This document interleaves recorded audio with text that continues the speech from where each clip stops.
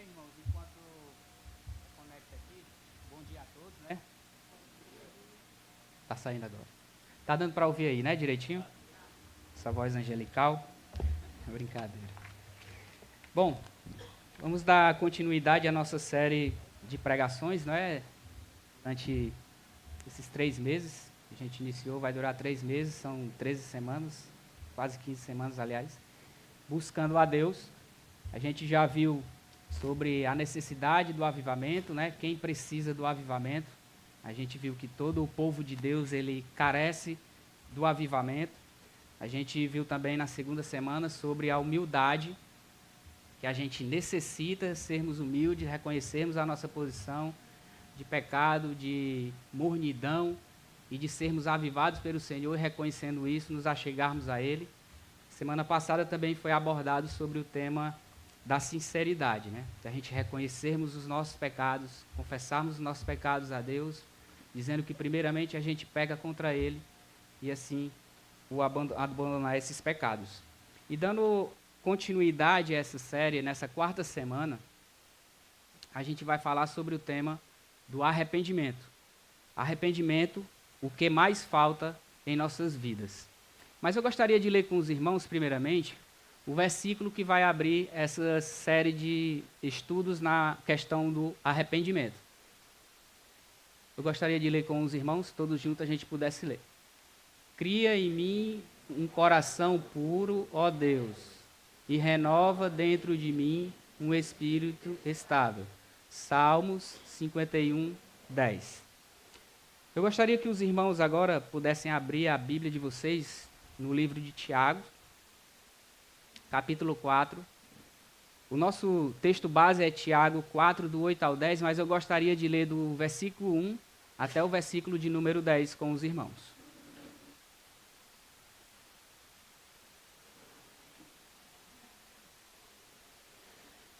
Amém? Diz assim a santa palavra de Deus. De onde vêm as guerras e as discórdias que há entre vós?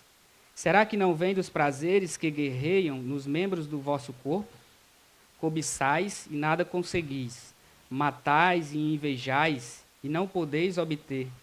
Brigais e fazeis guerra, nada tendes porque não pedis.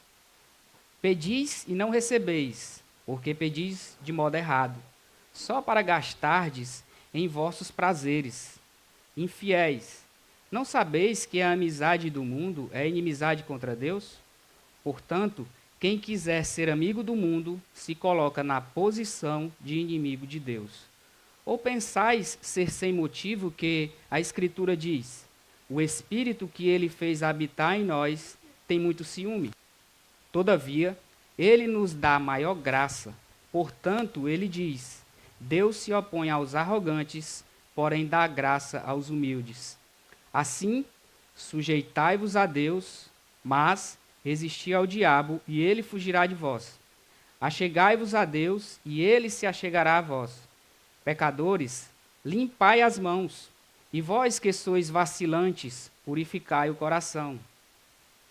Entristecei-vos, lamentai e chorai, que o vosso riso se transforme em lamento, e a vossa alegria em tristeza. Humilhai-vos diante do Senhor, e ele vos exaltará. Vamos orar? Pai maravilhoso, diante da tua poderosa palavra, que tem toda a autoridade sobre as nossas vidas, nós queremos te pedir, Senhor, que o Senhor fale aos nossos corações, que o Senhor possa transformar as nossas vidas, que a gente venha reconhecer, Senhor, o nosso estado de vileza, nosso estado de pecado que tenhamos cometido, Senhor, e venhamos a nos arrepender. Que o Senhor transforme as nossas vidas, Senhor, pelo poder da tua palavra, pois nós cremos que a tua palavra ela é poderosa para transformar vidas e corações. E é isso que nós rogamos, Senhor, nessa manhã, que através do teu Santo Espírito, assim o Senhor faça nas nossas vidas. Em nome de Cristo. Amém. Bom, irmãos, o meu objetivo nessa manhã é para que, diante dessas exortações que nós vamos ter aqui do irmão Tiago, a gente venha reconhecer de um modo individual onde nós temos agido por padrões mundanos e venhamos a nos arrepender dos nossos pecados e nos voltarmos para Deus, para que nós possamos ser reavivados por Ele. Esse é o meu propósito de, nessa manhã, compartilhar essa porção da palavra das Escrituras com os irmãos. E a gente vai poder perceber que Tiago, escrevendo aqui para esses irmãos que possivelmente se situava fora da Palestina, que ele vai dizer no capítulo 1, verso 1, escrevendo a carta aos irmãos da dispersão, possivelmente também irmãos judeus, uma série de ordens, digamos, imperativos que ele vai dar, que são claros e são práticos para serem aplicados na vida daqueles irmãos, aqueles crentes naquela igreja. A gente pode até dizer, John MacArthur diz que você contando a partir do versículo 7 até o versículo 10, dá como se fossem os 10 mandamentos que Tiago vai estar formulando ali para aqueles irmãos. E Tiago claramente ele vai expor o pecado daqueles irmãos, porque eles estavam vivendo distantes de Deus. E o motivo era o mundanismo que havia se instalado na vida daqueles irmãos. Então, ele os convida para que eles possam se chegarem a Deus, mas não do modo deles, se chegarem a Deus na perspectiva de Deus, nos moldes de Deus, conforme ele exige na sua palavra. Então, poderia resumir uma suma de tudo aqui, dessa parte de Tiago 4, do versículo 1 até o versículo 8, que Tiago está falando é que nós necessitamos ter uma vida de arrependimento, porque é o que mais tem nos faltado. Se a gente formos sinceros, honestos e verdadeiros, a gente vai ver que vai ter área das nossas vidas, se você, assim como eu, você reconhecer isso, que a gente precisa mudar, que a gente precisa se arrepender. Eu gostaria de contar uma história para vocês. Havia uma cidade no interior do Canadá, Waubouche, é uma cidadezinha remota no interior do Canadá, e por algum tempo ela estava completamente isolada, a não ser que por pequenos aviões se conseguia chegar até aquele local. Mas houve um determinado tempo que o governo local ele mandou abrir uma estrada para ter acesso a esse povoado distante e desolado. Era uma estrada de terra batida, com pedra, uma estrada carroçal, como a gente diz aqui no Ceará, de difícil acesso. A viagem durava em média de 6 a 8 horas para se chegar a esse local. Quando se chegava lá e queria voltar, só existia uma maneira para voltar. Quem sabe qual é a maneira? Dar uma volta de 180 graus nessa mesma estradinha. Cada um de nós nasce numa cidadezinha também chamada pecado. Assim como essa cidadezinha distante, isolada. E há apenas um caminho para a gente sair dela. Uma estrada que é forjada pelo sacrifício de Cristo na cruz. Mas para que a gente possa chegar até aquele caminho e dar essa volta de 180 graus, é preciso que a gente tenha o arrependimento nas nossas vidas. É necessário isso. E diante disso, falando desse tema de arrependimento, eu gostaria de compartilhar com os irmãos, primeiramente, a definição do que é arrependimento. Na sua sistemática, Wayne Grudem, ele dá a seguinte definição sobre o que é arrependimento. Arrependimento é a tristeza sincera por causa do pecado. É renunciá-lo e comprometer-se sinceramente em abandoná-lo e andar em obediência a Cristo. Uma outra definição dada na sistemática de Millard Erickson, ele diz que o arrependimento é a tristeza verdadeira de uma pessoa pelos seus pecados, acompanhada da resolução de se afastar deles. Então a gente pode perceber que o arrependimento ele consiste em um lamento profundo, em uma tristeza interior, na qual você tem convicção dos pecados que você comete, e com essa convicção, você, na sua mentalidade, você vai mudar também a sua conduta de vida. Agora, eu queria destacar aqui de um modo bem simples, como a gente poderia até explicar para uma criança, de modo fácil, o que seria o arrependimento, usando uma metáfora aqui. Eu queria que você pensasse na ideia de uma partida de futebol. Um jogador ele chuta a bola, mas logo o adversário chuta a bola no sentido oposto. Então, de certa forma, a bola se arrepende, tá?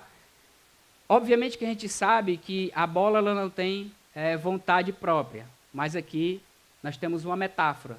Mas a ideia do arrependimento a gente pode encontrar nessa metáfora simples e fácil de entender. A bola mudou a trajetória pela qual, primeiramente, ela estava proposta a fazer, dando uma outra volta. Então, arrependimento é isso. Mas, diante disso, eu queria também destacar o que não é arrependimento. E tem aí no esboçozinho de vocês, ao menos 4 pontos que eu gostaria de ver com os irmãos do que não é arrependimento. Primeiro, arrependimento não é simplesmente medo da lei. Porque é possível que a gente possa deixar de fazer algo que a gente tem vontade, que a gente sabe que é pecaminoso, apenas por medo das consequências, por medo da lei. Um exemplo, eu não vou roubar, mas eu quero roubar, mas eu não vou roubar porque eu tenho medo da consequência da lei. Qual é? Se eu for pego, eu vou ser preso. Então, eu não vou roubar. Então, arrependimento não é simplesmente ter medo da lei. Arrependimento também não é simplesmente uma nota de declaração contra o pecado. E geralmente a gente faz isso com os nossos pecados habituais, aquele que a gente chama os nossos pecadinhos de estimação, né? Que a gente cai nesses pecados, a gente ora.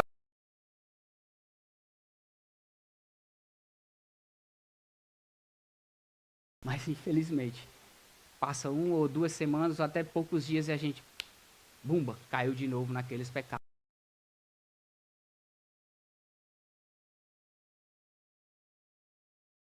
Dessa declaração ou resolução não vem a vontade de ação de abandonar o pecado. Por isso que geralmente a gente cai nesses pecados. Arrependimento também não é simplesmente o abandono de algumas formas de pecado. Esse mesmo puritano Thomas Watson, ele vai destacar aqui 3 formas de dizer que não é apenas alguma forma de abandoná-los. A primeira, ele vai dizer que é possível abandonar alguns pecados, mas a gente manter outros.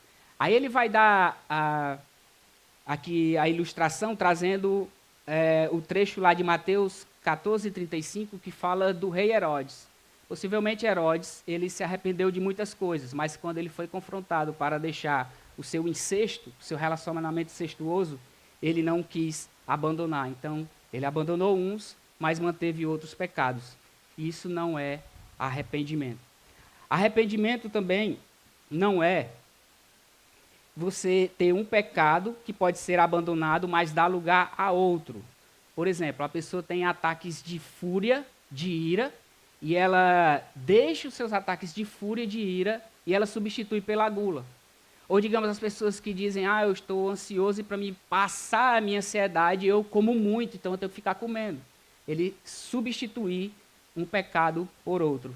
Isso também não é arrependimento. Terceiro, o arrependimento também não é simplesmente abandonar o pecado por conveniência ou prudência. Uma pessoa que faz uso de narcóticos, de drogas ilícitas, e ela vai abandonar apenas porque ela tem medo das consequências daquilo ali por causa da sua saúde, que pode lhe fazer mal. Isso também não é o arrependimento bíblico. Por fim, ele vai destacar que o arrependimento, ele não é a mesma coisa do que o remorso. O arrependimento genuíno, ele exige uma mudança completa da mente em relação ao pecado e um abandono severo da prática desse pecado. Então ele vai destacar aqui, fazer uma comparação entre o remorso e o arrependimento. Embora os dois possam se parecer muito e ter algumas diferenças, ter algumas similaridades, mas na realidade eles são diametralmente opostos quando a gente analisa biblicamente essa questão de arrependimento e de remorso. E comparando o arrependimento com o remorso, eu vou destacar aqui primeiro 7 características do remorso e depois 7 características do arrependimento, tá? O remorso tem o foco no eu. texto de 1 Samuel 15:30. O arrependimento vai ser sempre aqui com base no Salmo 51. O arrependimento tem foco em Deus. O remorso odeia as consequências do pecado. Atos 8:24. O arrependimento odeia o pecado e suas consequências. O remorso, ele busca a proteção pessoal. Gênesis 4:14. O arrependimento, ele assume por seus atos. O remorso, ele culpa os outros. Gênesis 3:12. O arrependimento, ele reconhece o seu erro. O remorso, ele exige impacientemente confiança e restauração. 1 Samuel 15:30. O arrependimento, ele é paciente no processo de restauração, de relacionamentos e confiança. O remorso, ele critica o processo de disciplina.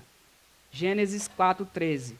O arrependimento, ele se submete ao processo da disciplina.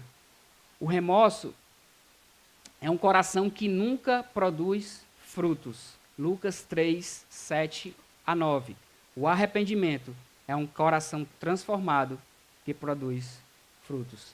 Portanto, a gente pode entender, fazendo essa comparação, que o arrependimento não é apenas ter a consciência na mente, no intelecto de que aquilo é pecado, mas vai incluir que a nossa conduta com relação àquele pecado, o nosso comportamento com relação a ele, deve ser mudado. O arrependimento é quando nós enxergamos nosso pecado na perspectiva de Deus, e essa perspectiva de Deus, ela vai exigir uma mudança de direção. Então a gente vai precisar de uma mudança de 180 graus. O que essa perspectiva ela vai exigir? Como eu falei anteriormente, Tiago, se você pegar do versículo 7 até o versículo 10, nós vamos ter 8 ordens de Tiago aí, para qual os cristãos deveriam fazer: sujeitai-vos, resistir, achegai-vos e por aí vai. Mas nós vamos destacar aqui, a partir do verso 8, e nós vamos ter aí 8 ordens que Tiago dá aos irmãos daquela igreja. E nessas 8 ordens nós vamos ter essas relações que se encaixam entre mente, com relação a pensamento sobre o pecado, e, por outro lado, nós vamos ver também com relação à mudança que é necessário sobre aquilo que a gente foi informado sobre o nosso pecado. No versículo 8 ele vai dizer que a gente deve se achegar a Deus, a gente tem a ideia aqui de mente, de algo espiritual. No versículo de número 8 ainda ele vai dizer que vocês devem lavar as mãos, vai falar de ações exteriores, que é uma mudança, não é? No versículo de número 8 ainda vai falar também de purifiquem os corações, fala de atitudes internas, interiores, entristecer, lamentar, também internas. E ele vai falar também sobre o choro, que vai revelar algo mais exterior, e vai falar da humildade, que a gente deve se humilhar no versículo de número 10, que também eu acredito que envolva tanto o interior, como envolva as ações que se sucedem a isso, externalizadas, né? Então, diante desse ensino prático de Tiago, nós percebemos que a perspectiva de Deus quanto ao arrependimento, ela é seguida de mudança de pecado e também a nossa postura diante desse pecado. Eu queria ler isso aqui para vocês, pensando que algo mais da matemática, a seguinte reflexão. O caminho para o arrependimento não é uma volta de ângulo de 45 graus, pois ele é apenas a metade da metade. Nem mesmo deve ser de 90 graus, pois é apenas a metade do necessário.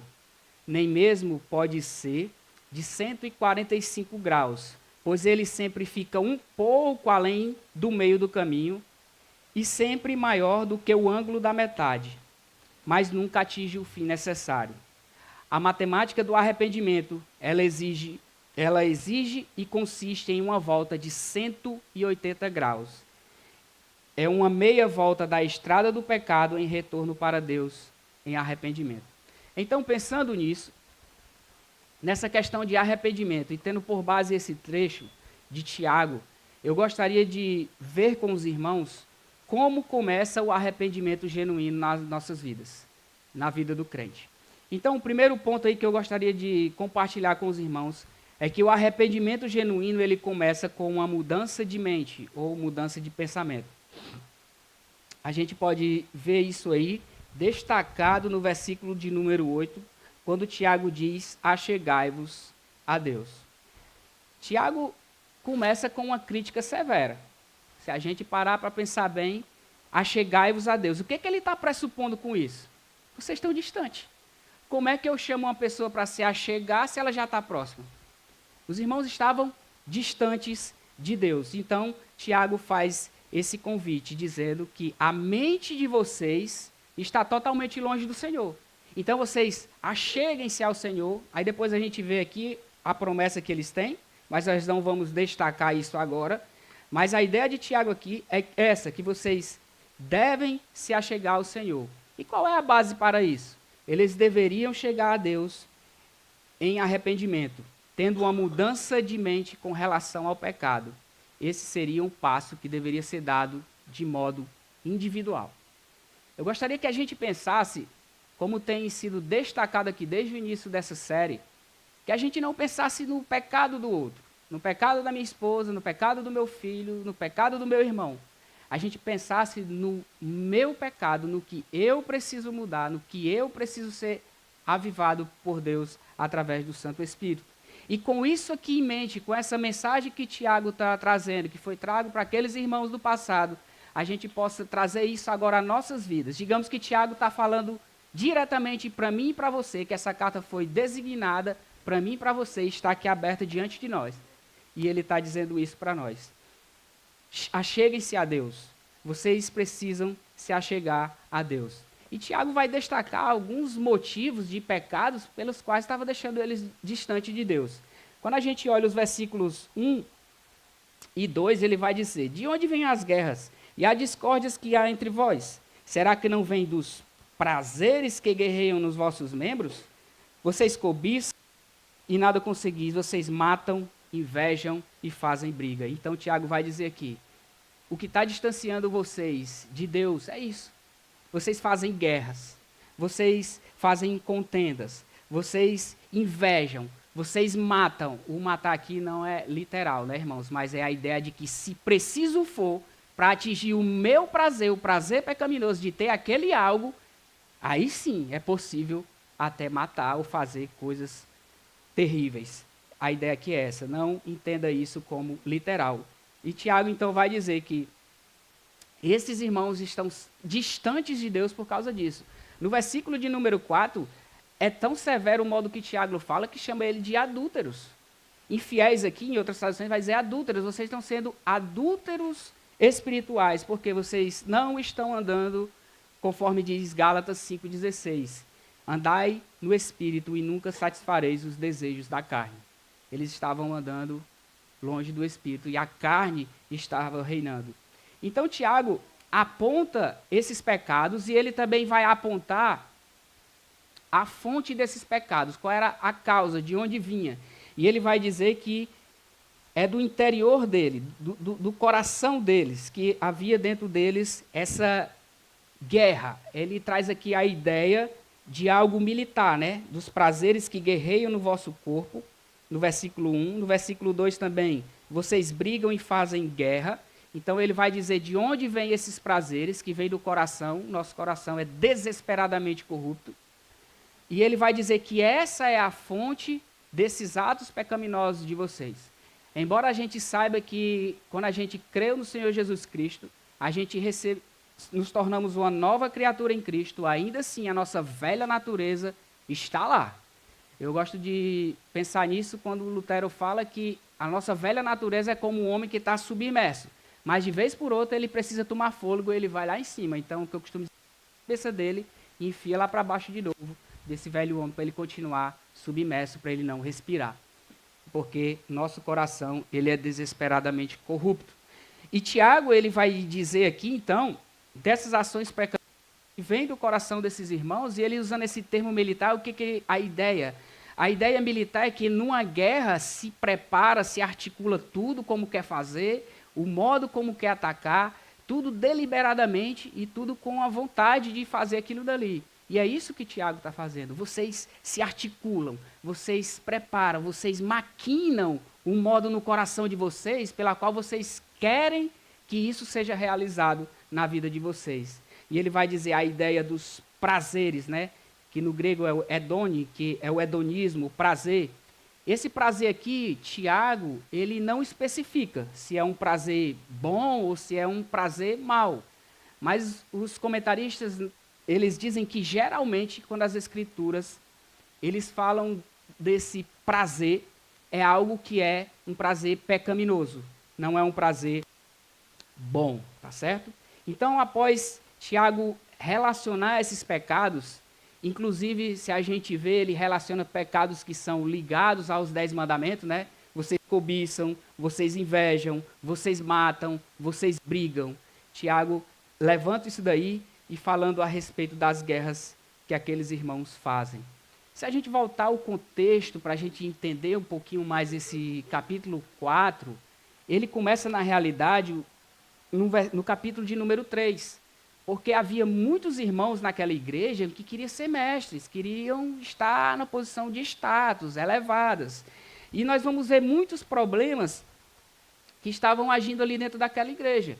Pessoas que queriam posições, pessoas que não sabiam lidar com a língua, com o falar, não é? Uma hora abençoavam, outra hora amaldiçoavam, pessoas que não sabiam agir pela sabedoria divina, mas agiam pela sabedoria humana, e a gente vai ver Tiago destacando isso na realidade desde o capítulo 3 até que ele chega aqui no capítulo 4 e começa a dizer os motivos pelos quais esses irmãos estavam distante do Senhor.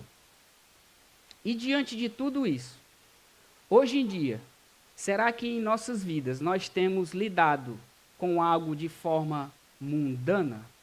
Será que a nossa mente ela está dividida e cocheando em dois pensamentos, assim como foi Israel, quando Elias perguntou, por que vocês cochiam em dois pensamentos, ó povo de Israel?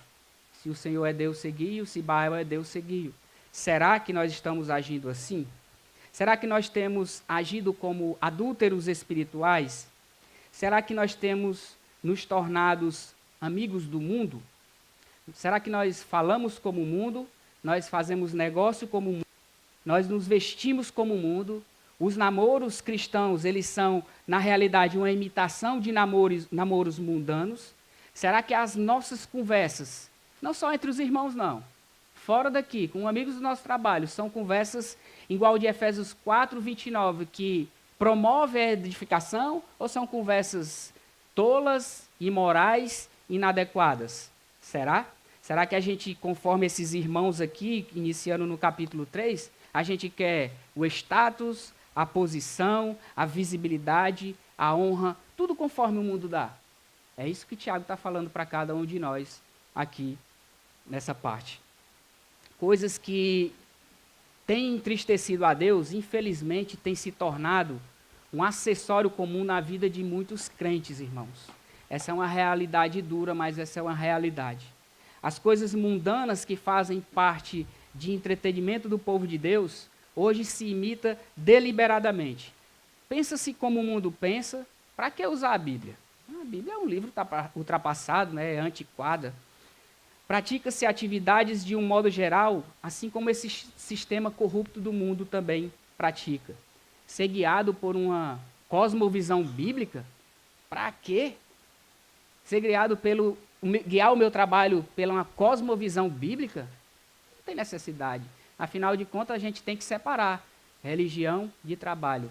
Isso é uma visão mundana, isso é uma visão ímpia, isso não é uma visão que agrada a Deus, tá bom? Então, Tiago, ele vai destacar isso. A gente não pode pensar nossas vidas pela filosofia do mundo. A gente não pode rir do que o mundo ri. A gente não pode abraçar essas coisas que o mundo abraça. Eu não estou dizendo aqui, irmãos, de você não desfrutar da criação. Por favor, me entenda. Eu estou dizendo de um sistema corrupto anti-Deus. Isso é mundanismo. Tá? Isso é mundanismo. É isso que eu estou querendo destacar. Que a gente não possa fazer que nem o mundo faz. O mundo paga para ver imoralidade. O mundo paga para promover adultério. O mundo paga para drogas serem liberadas. Faz-se leis para tudo isso, para a homossexualidade ser tida como normal, crimes de ordem geral serem aclamados e até louvados, digamos assim, pela sociedade na qual a gente tem vivido. Isso não pode acontecer no nosso meio. Tá certo? Então, se a pessoa, infelizmente, ela tem vivido dessa forma, é uma prova de que ela é uma pessoa que ela não tem vivido uma vida sincera diante de Deus e que ela não tem se arrependido genuinamente. Isso aqui é o que as Escrituras nos dizem. E algumas características de pessoas que não mudaram a sua mente quanto ao pecado, elas são evidentes no seu comportamento. Algumas atitudes são essas aqui que eu vou elencar para vocês. A primeira, elas ficam iradas quando são confrontadas sobre seus pecados, não estão dispostas de tomar os passos necessários para se arrependerem, elas fogem do caminho de Deus, elas obedecem apenas quando é conveniente, elas enxergam o pecado apenas como um probleminha. Elas sempre estão justificando o seu comportamento e apontam o comportamento dos outros. Elas fazem compromissos temporários e pequenos. Elas não se quebrantam diante do Senhor. Diante dessas perspectivas de pessoas que não têm a característica de quem está arrependido, como eu e você temos visto o nosso pecado? Como é que a gente tem visto o nosso pecado? Nós temos estado ciente quanto ao nosso pecado, ou a gente tenta nem percebê-lo? Opa, esse daqui eu vou botar debaixo do tapete. Não precisa ter sinceridade com ele, afinal de contas é só um pecadinho, vou deixar ele aqui, não precisa se arrepender. O meu pecado me entristece, o tanto quanto eu sei que ele entristece a Deus e o seu Santo Espírito? A gente precisa fazer essas perguntas.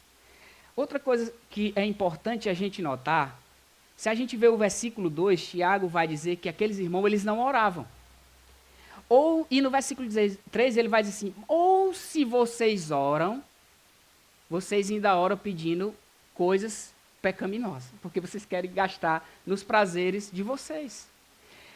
E Tiago vai dizer, vocês nunca vão alcançar. O que ele está dizendo com eles nunca vão alcançar? Não é que, por exemplo, eu tenho inveja do irmão que tem aquele determinado carro. E ele não está dizendo que esse invejoso não vai poder trabalhar e batalhar para ter o carro igual daquele irmão. Não é isso. O que ele está dizendo é que quando o invejoso conseguir atingir o alvo que ele queria, o prazer dele não o satisfez. É por isso que Tiago está dizendo, o prazer de vocês nunca satisfará vocês. É isso que Tiago está querendo dizer. Porque vocês oram mal pedindo para gastar com coisas pecaminosas e mundanas. E com essa ideia de oração, nós também podemos aprender algo. Que nós precisamos nos achegarmos a Deus de um modo humilde, em oração, arrependidos, com a ideia de mudança na nossa mente em relação ao nosso pecado, para não receber as coisas do mundo, mas para a gente se deleitar no Senhor, se deleitar em Deus. E diante disso, eu gostaria de passar para o próximo ponto com relação ao arrependimento. O primeiro ponto que a gente viu é necessário a gente ter uma mudança de mente. E nesse segundo ponto, eu destaco aqui, junto com os irmãos, que o arrependimento genuíno, ele se evidencia pela mudança de direção. Tiago 4, versículos de 9 a 10. Tiago lembrou a eles que eles estavam distantes de Deus, aí convida eles a uma mudança de mentalidade com relação ao pecado, mas agora ele os direciona como eles deveriam se achegar a Deus após esse entendimento na mente deles. E nós vamos ver que a mudança, ela se caracteriza, aí Tiago vai destacar, por duas coisas, né? Ele vai dizer no versículo de número 8, na parte B, achegai-vos a Deus, ele se achegará a vós, pecadores, limpai as mãos, se caracteriza por isso, e depois ele vai dizer, purificai o coração. Tiago aqui ele vai trazer os termos que era utilizado nos ritos cerimoniais do Antigo Testamento. Provavelmente ele está falando aqui de Êxodo, capítulo 30, versículos de 19 a 21, que fala da necessidade que o sumo sacerdote tinha. No dia da expiação, ele chegasse diante de Deus e ter purificado as mãos, ter purificado os pés, ter se banhado todo. Então ele vai trazer esses termos de limpeza de mão e de limpeza de coração. Essa ideia, esse conceito de mãos sujas, mãos que contêm pecado, né, são metáforas que são usadas, por exemplo, em Jó, capítulo 16, versículo 17, essa ideia de mãos violentas, né? Em Isaías, capítulo 1, versículo 15, a ideia de limpar as mãos porque estão sujas, traz a ideia de mãos estarem cheias de sangue pelas práticas pecaminosas que eles faziam. E o conceito de a pureza e a santidade com relação às mãos, representada pelas mãos, em Jó também vai falar de mãos purificadas. Em 1 Timóteo, capítulo 2, versículo de número 8, Timóteo vai falar que os homens deveriam erguer mãos santas. Então, em resumo, o que Tiago está querendo nos dizer, essa ideia da purificação moral e espiritual que seria representada pelo lavar das mãos desses irmãos, do comportamento dele, das ações dele diante das coisas. O segundo ponto que a gente vai ver aí é sobre a limpeza do coração, ou a purificação do coração.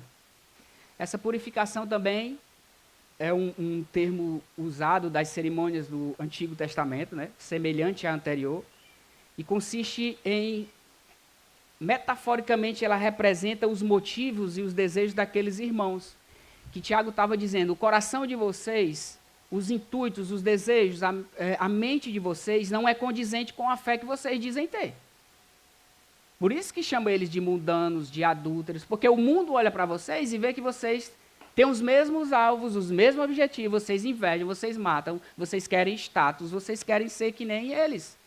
Então é isso que Tiago está querendo dizer aqui.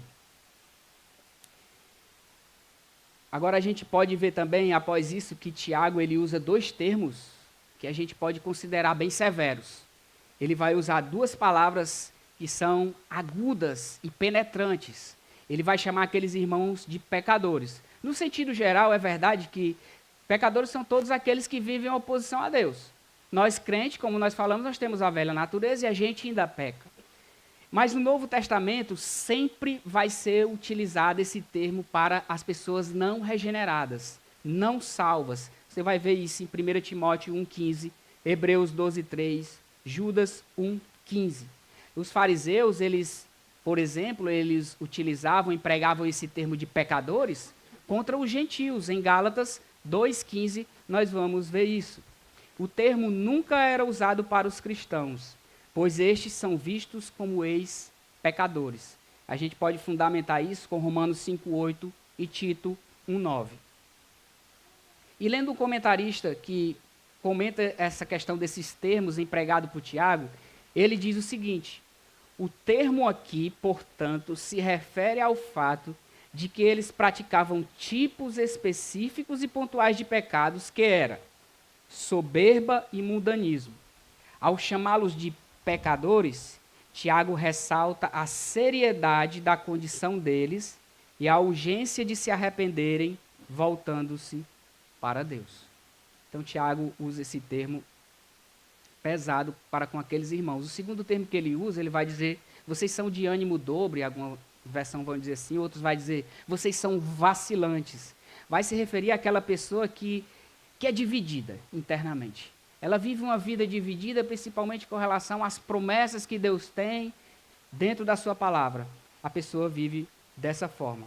Então, a ideia, como esse comentarista aqui falou, que a gente acabou de ver, é que aqueles irmãos eles pudessem ser profundamente tocados na consciência deles com relação às atitudes que eles viviam e eles pudessem ser despertados daquela violência espiritual que eles estavam vivendo, se arrependerem dos seus pecados e eles serem assim vivificados por Deus, pelo Espírito Santo, pelo poder transformador que Deus traz na vida daquele que se arrepende.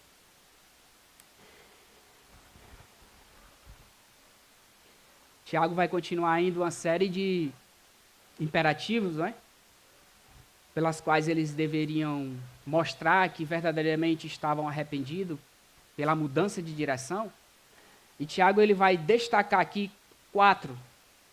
Ele vai dizer que essa mudança deles deveriam ter aflição, lamento, choro. Lá no versículo 10 ele vai falar que deveria ter também humilhação. Então, portanto, a gente vê que a mudança ela é acompanhada primeiro de afligir, ou algumas versões aí, né, entristecer.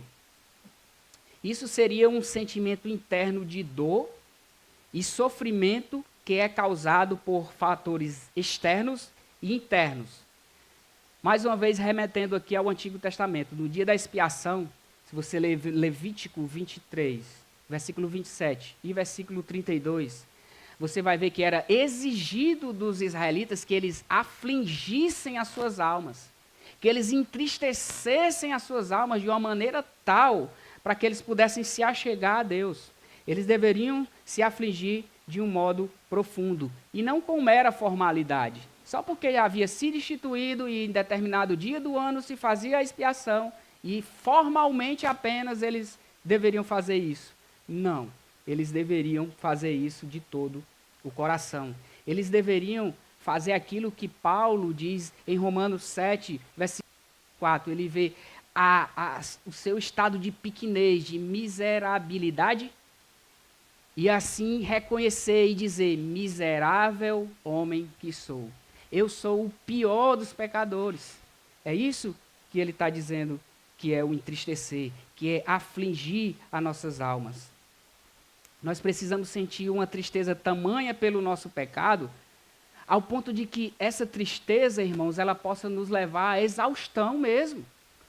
Nos levar às lágrimas, às dores, a sangue. Nós precisamos lutar contra o pecado para a gente poder se arrepender. Acompanhado disso, é muito associado, alguns dizem que é até sinônimo do afligir, do entristecer, vem a questão do lamento. E nesse contexto aqui, se a gente voltar e ser fiel ao texto, ele não está dizendo lamentar porque não alcançou o status de posição de mestre. Ou ainda, fugindo agora um pouquinho, dando outro exemplo, porque você perdeu um ente querido. Não.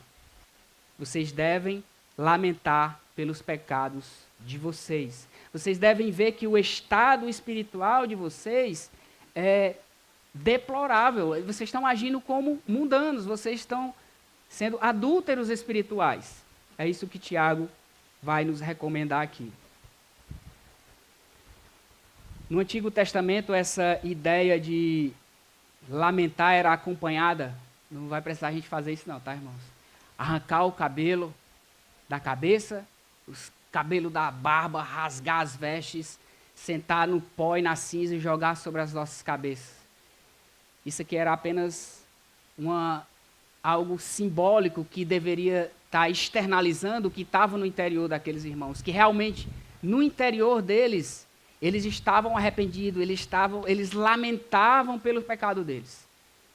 E isso se externalizava. Isso precisa fazer parte das nossas vidas.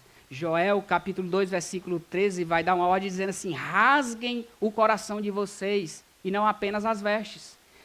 Nós não precisamos de formalidades, nós não necessitamos disso. E diante disso, se a gente pegar a suma e levantar questões práticas para nós, e fazermos perguntas para nós, individual, e nós nos perguntarmos: qual foi a última vez que nós lamentamos de modo profundo e única, por um único pecadozinho que seja, o mínimo dos pecados que a gente tenha cometido? A gente consegue parar, ser sinceros e honestos e ver qual foi a última vez que a gente fez isso? A última vez que nós, crentes, que taxados de crente não bebe, mas come muito, antes eu ria disso, hoje em dia eu acho, desculpa a expressão que eu vou dizer, ridículo, porque a gente está exaltando um pecado da gula. E qual foi a última vez que a gente praticou o pecado da gula e a gente se arrependeu pelo pecado da gula? É um simples pecado. Qual foi que a gente chorou pelo pecado da gula? De a gente ter só falado mal de um irmão para outro irmão, qual foi a última vez que a gente se arrependeu? A gente precisa pensar nisso, e é isso que as Escrituras têm dito para nós, através dessa carta de Tiago àqueles irmãos. Mas acompanhado da aflição e do lamento, nós vamos ter ainda a questão do choro. Tiago vai dizer que eles deveriam chorar, por causa do modo mundano que eles estavam demonstrando. Aqueles irmãos estavam demonstrando com isso, que eles estavam rindo, que eles não estavam nem aí. Por que eu vou me preocupar? Não estou nem aí. Vamos rir, vamos nos alegrar. Mas Tiago vai dizer, fazer contrastes aqui no versículo, deixa eu ver, de número 9, né? Vocês precisam chorar, que o vosso riso se transforme, o contraste, em lamento, que a vossa alegria se transforme em tristeza. É isso que Tiago está querendo dizer aqui, que nós deveríamos fazer. Vocês têm que deixar esse modo despreocupado, relaxado de vocês de viver, apenas porque vocês já se arrependeram anteriormente e agora vocês não precisam mais se arrepender? No nosso livro, na próxima semana, vai se iniciar aí os estudos do arrependimento, vocês vão ver uma frase bastante interessante. Uma vez arrependido, sempre arrependendo. A gente começa com arrependimento, irmãos, e até o fim a gente vai viver em arrependimento. Até Cristo, ou senão se a gente morrer e se encontrar com Cristo antes ou até a sua volta, nós carecemos de arrependimento. É o que mais nos falta. É o que mais nos falta. É como se Tiago aqui, parafraseando o que ele está querendo dizer, ele está dizendo, vocês estão cegos, vocês estão mornos, vocês riem, vocês se divertem, vocês é só vida boa, mas o que vocês precisam é chorar. Vocês precisam deixar essa alegria carnal de vocês e se voltarem de modo humilhados, entristecidos, afligir as almas de vocês e confessar os vossos pecados. Parece que essa ação de relaxamento e viver, deixa a vida me levar, a vida leva eu, afinal de contas eu já me arrependi e não careço mais, parece fazer parte do povo de Deus há muito tempo. Quando a gente lê Isaías 22, vai ver o contexto ali, Deus prenunciando o cerco a Jerusalém, nos versículos 12 e 13, diz assim, naquele dia o Senhor dos Exércitos, vos convidou a chorar e a prantear, a raspar a cabeça e a vestir panos de saco. Mas, pelo contrário, o que foi que houve? Vocês não fizeram isso. Houve regozijo, houve alegria, houve matanças de bois, houve abate de ovelhas, carne para comer, vinho para beber. E ainda se diz assim, comamos e bebamos, porque amanhã morreremos. Infelizmente, é isso que tem acontecido em muitas vidas. E que não deveria fazer parte das nossas vidas. A gente tem que viver uma vida de arrependimento. Isaías, ele protesta contra Israel, dizendo o modo errado na qual eles estavam procedendo. E que eles deveriam ter uma outra atitude. Uma atitude arrependida. O último termo que Tiago vai empregar, ele vai falar aí sobre a humilhação, não é? No versículo 10. Eu não vou me deter muito nisso, a gente já viu sobre a humilhação, a humildade. Mas ele vai dizer, humilhai-vos, e depois a gente vê a promessa que nós temos se a gente fizer isso. Literalmente significa ser abaixado até o chão. A ideia aqui de Tiago é, vocês querem uma posição de destaque, elevada. Abaixem-se até o chão. É isso que Tiago está querendo dizer. Precisamos ter uma atitude de abandono do mundanismo, nos nivelarmos até o chão de modo arrependido, reconhecendo quem somos na presença do Senhor e arrepender da vileza do nosso coração corrupto. A ideia é que a gente faça como Isaías no capítulo 6 faz. Lembra que Isaías ele adentrava várias vezes na sala do trono do rei humano, mas no dia que ele entra na sala do trono do Rei dos Reis, eu vi o Senhor assentado no alto e sublime trono, aí ele declara, estou perdido. A presença de Deus, chegar-se à presença de Deus, ela destaca duas coisas. Ela destaca a santidade de Deus e ela destaca quem nós somos. Míseros pecadores carentes de arrependimento. Mas diante disso, dessas ordens e do modo pelo qual esses irmãos deveriam viver, mudança de mente, mudança de direção, se eles fizessem isso, no versículo 10, Tiago diz que tem uma promessa. A promessa é, ele vos exaltará.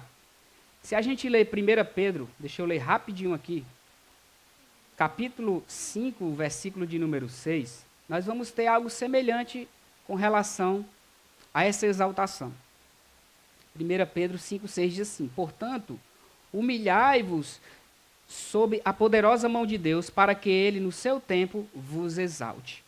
A gente vai ver que em toda a Bíblia foi destacado aqui, o pastor Timóteo destacou sobre a humildade no segundo série de pregações.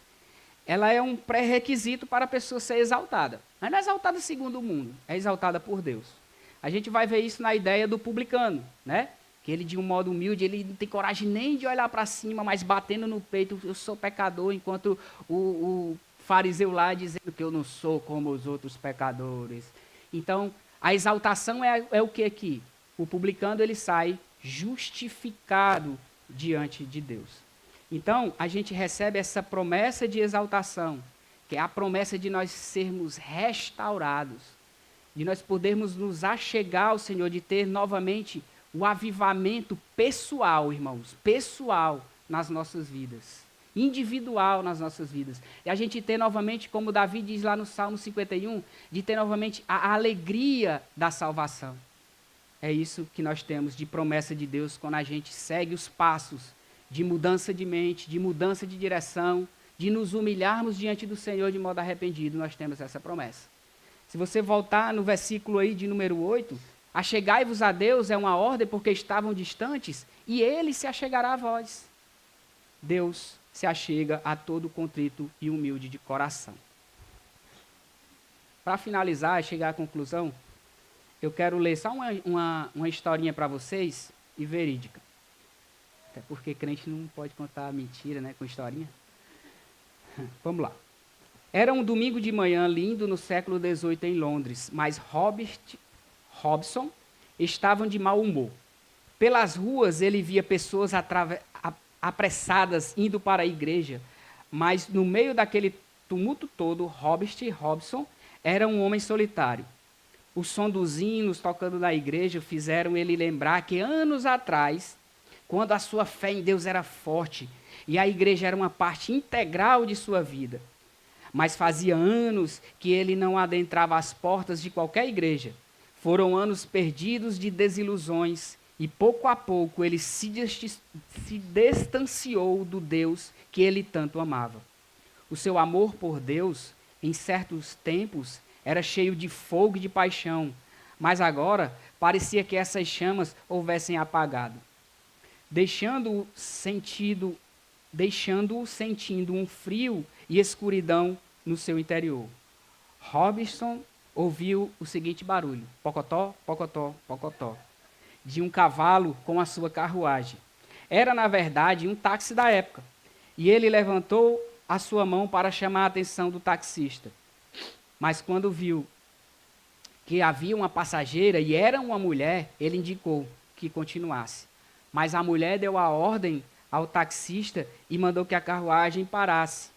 Ele percebeu como ela estava vestida de modo elegante. Ela disse: Senhor, por favor, ficaria alegre em compartilhar comigo esse táxi? Você está indo à igreja? Ela perguntou a ele. Robson, quase dizendo que não, passou por um momento e disse: sim, eu estou. Eu estou a caminho da igreja. Entrou na carruagem e sentou-se ao lado da mulher. A carruagem começou a andar e os dois se apresentaram. Quando ele falou o seu nome, ela disse: uau, que coincidência! Tirando da sua bolsa um livrinho de cânticos, ela abriu o livro e comentou: eu estava agora mesmo lendo uma poesia escrita por um poeta chamado Robert Robson. Será que o senhor é esse poeta? Tomando o livro de suas mãos, ele disse: sim, eu escrevi essas palavras alguns anos atrás. Que maravilha! Exclamou a mulher. Imagine a minha sorte. Estou numa carruagem com o autor dessas palavras maravilhosas. Mas Robson quase nem ouviu o que ela estava dizendo. Ele estava contemplando as palavras de sua própria poesia. Eram as palavras que mais tarde se tornariam o hino de fé conhecido durante gerações. O título do hino é Fonte és tu de toda bênção. E diz assim: Fonte és tu de toda bênção. Vem o canto me expirar, a misericórdia tua, quero em alto som louvar. Logo em seguida, ele olhou para o final da sua poesia e leu: o meu ser é vacilante, Toma-o e prende com teu amor, para que eu a todo instante glorifique a ti, Senhor. Ele mal pôde ler essas palavras porque os seus olhos estavam cheios de lágrimas. E ele disse: eu escrevi estas palavras e até agora tenho vivido estas palavras. O meu ser é vacilante. Eu tenho vacilado e andado longe do Senhor. Mas a mulher, entendendo, logo replicou: certo, Sr. Robson, mas o Senhor também escreveu: toma-o e prende com teu amor, para que eu a todo instante glorifique a ti, Senhor. Depois disso, Sr. Robson, você pode oferecer todo o seu coração novamente ao Senhor. Não é tarde demais. E certamente não foi tarde demais para ele, pois a história diz que naquele mesmo instante ele se arrependeu e mudou a sua direção de vida.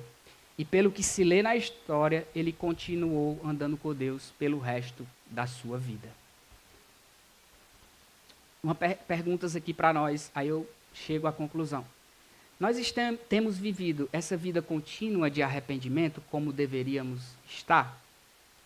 Como podemos saber?